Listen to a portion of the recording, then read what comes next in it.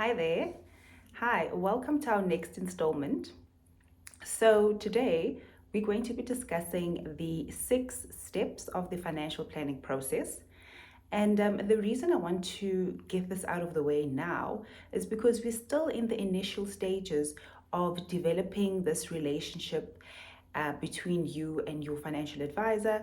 And also, now that you've established that you might need financial advice, what is the process, right? What type of process should you expect? So I've got a few notes that I'm going to read for you, just so that I don't miss anything out and I don't leave anything out, because it's very important so that you're aware of the different steps that you should expect with a meeting, with meeting with a financial advisor, because it's not just a once off sign on the dotted line, I'll see you in 10 years type of situation. It's a relationship. It's an ongoing relationship that you have with your financial advisor. So that's why it's important just for you as the consumer to get an idea of what to expect, of what type of relationship that you're going to develop with your financial advisor. You are establishing and defining the professional relationship. So you guys are getting to know each other. The second step would be gathering information that's including your goals, timeframes, and your attitude for risk. Step 3 would be analyzing and evaluating your financial status. Step 4 would be to develop and present the financial recommendations. Step 5 will be to implement the financial planning recommendations, and step 6 will be to monitor the financial planning recommendations. All right, so I'm going to quickly just explain each step so that you have an idea of where you are. Let's say now you started this journey with your financial advisor, you kind of have an idea of where you are in the 6 steps. So remember, as I said, that this channel, I'm not giving you financial advice, but I want to educate you as the consumer so that when you find yourself in a meeting with a financial advisor, you know exactly what to expect. And you know when they are dropping the ball, like, but you didn't go through this process, but we didn't go through that process. It just gives you just that reassurance that I kind of know what the process is like. All right. So the first part where we are establishing and defining the professional relationship, this is your first appointment. So here, the FSP and the advisor will be introducing themselves to you. Basically, it's like a pitch. They'll be introducing themselves to you. This is who we are. This is what you do. They'll explain the process to be followed. They'll identify your needs and your level of advice required. They will, be clear about your responsibilities and our responsibilities as the financial advisor and FSP, and how decisions will be made. Also to give you a picture of the services and the packages. Different advisory firms have different packages, and also to discuss any payment for services. Usually the financial advisors, the initial meeting is always a free meeting. Like, it's just an initial meeting to get to know each other. So it's not like a doctor's appointment where they will charge you like $750 for the appointment. No. Most FSPs do not charge, and most financial advisors don't charge. So it will be beneficial to you to actually go and meet with a financial advisor one day. Right? And also they'll map out the process of obtaining consent to proceed, right? So in other instances, you will say, listen, I've got investments with company X, Y, and Z. Can you just have a look at my portfolio? And obviously there's a client consent form that needs to be signed, and which will be signed, and it will give us as the providers and FSPs access to your information. So we use external providers which have all this information, companies like Astute, that have all the database of all client information and investments and risk policies under one umbrella. So if we are contracted with Astute, we can give Astute the consent form to say, Astute, please search for Megan McNamara, and this is her ID number, and it will pull up all my investments, and so that I'll be able to, as the financial advisor, have a picture of where you're standing, and obviously based on the advice you require, what we need to do, right? So obviously that would be step 2 that I've just explained. We'd need your personal details and obviously, pertaining to the type of advice that you're looking for. So if you want risk advice, like your life covers, then we obviously need a lot of personal information to know whether you're a smoker or non-smoker, your level of qualifications. Do you have a degree? Do you have a diploma? Do you have any existing conditions? Basically, that information is used to generate quotes. So we need to have that information. So step 2 is basically to gather all your information and also to gather what type of goal that you're trying to achieve with this investment plan. What type of goal you're trying to achieve and what time frame would you like to achieve this goal by, and what results are you looking for. So also to establish your risk, what type of risk would you like to take? How old are you? As I said in my previous video, the younger you are, the more risks you can take, so you can be in a more aggressive portfolio because you have time to make up any losses along the way. Because remember, with high risk comes high reward. So let's say he's just retired and he just wants to preserve his money, and just earn an income from it. Then you'd obviously put them in a moderate portfolio, or in a cautious portfolio, because you don't want to, risk someone's pension in a risk portfolio, in a riskier portfolio, because they don't have the time frame required to make up any losses. So this is where that risk profile questionnaire comes in, as I mentioned in my previous video. In this risk profile questionnaire, that's where I can gather all your information to find out what type of risk appetite do you have for this investment, right? Then step 3 would be to analyze and evaluate your financial status. So depending on what services you require, this might incorporate an analysis. So this is where your needs analysis comes in. That's the other phase document I explained in my previous video, right? So basically, we're going to assess your balance sheet, your assets and your liabilities, your cash flow. Do you even have enough cash to invest? Because the last thing you want to do is start an investment, then 6 months down the line you need money for your school, for the child's school, and you need to cash in your investment. What is the point, right? So do you have a safety net? Do you have 3 to 6 months worth of salary in an emergency fund to use for things like that, for unforeseen circumstances, so that you don't touch your investment money? Because remember, investing is for long term. We don't want to invest and withdraw 2 weeks later. It just doesn't work like that, because at the end of the day, you are not going to achieve the goal that you want to achieve. Remember, we had to establish what your goal is. Why do you want to invest? Why do you want this plan, for your life? So we have to assess your current risk. What do you currently have? Do you have a portfolio or not?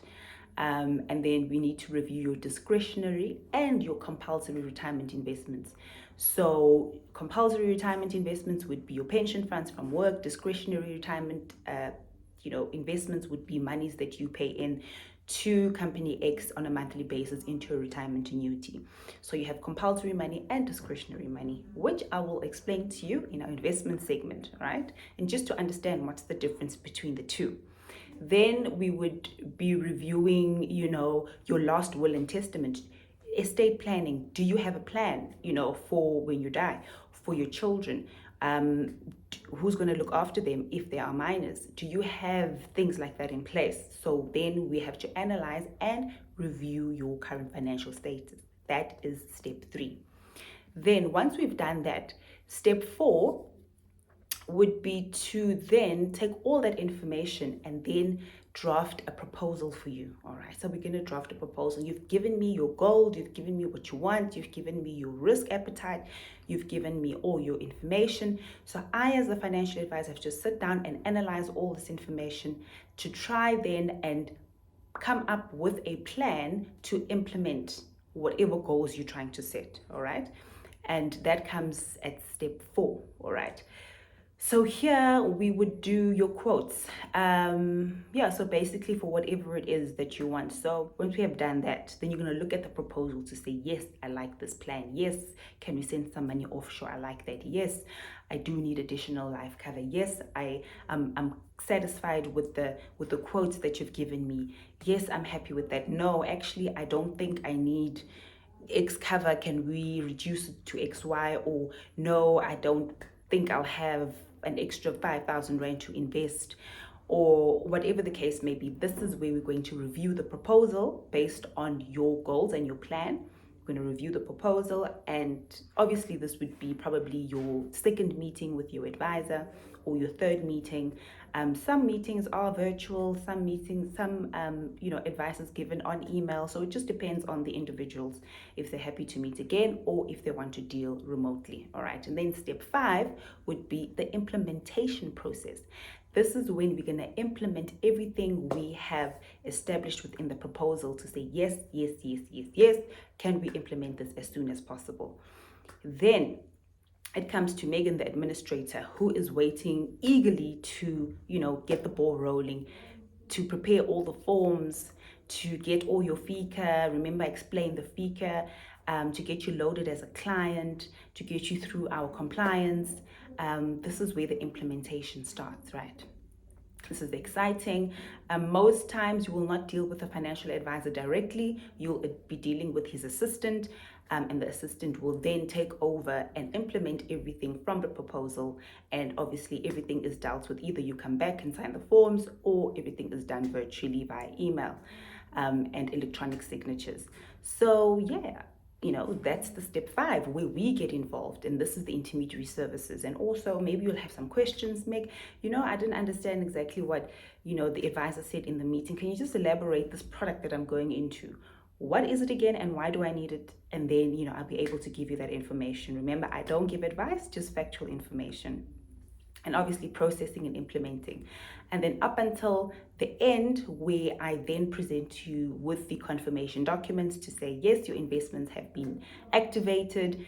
And here are the confirmation documents. Different providers call them different documents, like a welcome document or client pack or investment statement or whatever it is, just confirming that whatever we had decided on the proposal, here it is as the final product. Then step 6, which is the final step, is the monitoring of the financial planning recommendations. So remember, I said in my previous video, we have to do a review. A review is it's in the service level agreement. Remember, I said that there is a section there where between us getting into this contract as our service level agreement, that we will give you a review every twice a year, or 3 times a year, or once a year. We're going to meet and obviously review your portfolio. So we need to monitor your investments. We need to monitor, your risk profile, your risk benefits. We need to monitor, have your circumstances changed in the past 6 months since you've seen each other? Has anything changed in the past 12 months we've seen each other? Because you could have had a baby within the 6 months, or in the 12 months. You could have given birth, or you are currently now pregnant, or, a family member or your spouse has passed away and now you've got additional money to invest. Anything can happen within 6 to 12 months. So it's always best for the financial advisor to meet with the client on an annual basis, at least minimum annual basis. So we also, whatever plan that we have put in place, we have to make sure that we review the plan and everything works for you. Can you still afford this investment? Can you still afford putting away money? Do you want to start an income? Have you been retrenched at work? Do you need to start earning an income from your investment? So a lot of things can, trigger changes within your investment plan. So that's why every year you need to meet with your financial advisor. So as I said, this ain't no hit and run. This is not signing the forms and I'll see you whenever I see you. This is a constant relationship where you work closely together with your financial advisor to make sure that whatever goals that you have set, you actually achieve those goals. And whatever happens within life happens, whatever happens in between, then he's able to adjust the financial plan to suit your needs. Start debit orders, stop debit orders, reduce premiums, whatever the case may be. And obviously that is done by us administrators. Some of the times you don't even need to consult your financial advisor. If you feel like, Megs, listen, I cannot continue with this debit order, just things are hectic, can you please stop it for now, and when I'm ready again, we can restart. I can easily do that for you, obviously letting the advisor know that, listen, client A phoned and this is what they need, and I will be processing this for them. So basically those are your 6 steps to your financial plan. Remember, having a financial advisor, it's all about relationship. You build a relationship. So you have a financial advisor, obviously, for the rest of your life. Once you started the relationship, keep it going till forever. There is no monthly fee you have to pay. So how advisors make their money is through your investments and is through ongoing fees. So FSPs and financial advisors are allowed to charge 1% of your investment. And this is guidelines by the FSP and the ASISA and the FSCA. So the maximum they can charge is 1% annually. So obviously they can discount it for you. So I know a lot of advisors give 0.5% of your investment portfolio, and those are the trail fees that they earn from your investment. And that's basically to pay the administrator's salary, to pay his time, to pay for his time, to pay for all the resources that we use. So it's not like you have to pay them every month, or it's just basically from the investment and its ongoing fees. And it's always beneficial to have a financial advisor. And also another thing would be, so once you've established, what you need, the advisor, in some cases, especially the company I work for, we do have other services that we offer. So let's say you would want to meet the portfolio manager, of whatever fund you're going into. And if it's one of the house funds, one of our funds, then we've got portfolio managers on hand for you to meet and to discuss. If you would want a stockbroker, like our company, we have a stockbroker on hand. So if you want some of your funds to be in stocks rather, and to be administered and looked after by a stockbroker, we have that.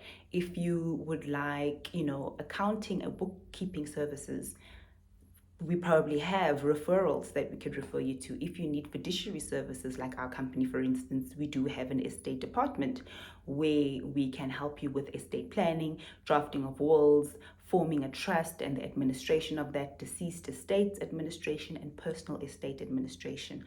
Also, let's say you want to send money's offshore, we have a third party that we deal with that does foreign exchange. So it's not like, now that you're meeting with this advisor and I have to go look for someone to do my forex, and I have to go look for someone to do my will, and I have to go look for someone to do my medical aid, and nope, everything can be done in-house if you have a financial advisor, because they have access to all these other services and all these other professionals to assist you to get your financial plan up and running. So another benefit of having a financial advisor and having a financial plan in place for yourself. All right. So remember, this is consumer education. These are the 6 steps that you should expect. It's a relationship. It's an ongoing relationship. And whichever financial advisor you could decide to go with, I wish you all the best. And I wish that you would enjoy your relationship and use them to your advantage, and educate yourself as much as you can, so that you at the end of the day are empowered.